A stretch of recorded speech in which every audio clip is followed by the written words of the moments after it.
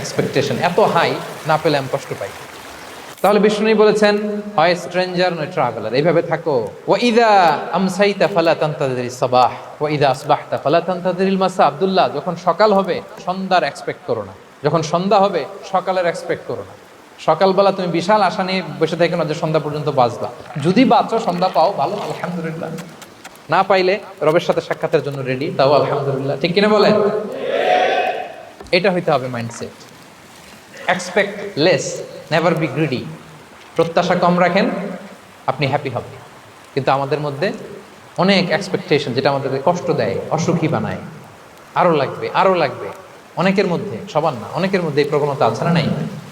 বিশ্বনবী বলেন, লাউ আন্না লিবনি আদম ওয়াদিয়ান মিন যাহাব আহাব্বা ইয়াকুনা লাহু ওয়াদিয়ান। প্রত্যেক বনি আদমকে যদি একটা করে স্বর্ণের পাহাড় বানায় দেওয়া হয় বা উপত্যকা বানায় দেওয়া হয়, সে চাবে আরো একটা স্বর্ণের পাহাড়ের মালিক কিভাবে হওয়া যায়। আচ্ছা বলেন তো, একটা স্বর্ণের পাহাড়, এটারে বেচা খাইতে খাইতে আমার 14 পুরুষও খাই শেষ করতে পারবে?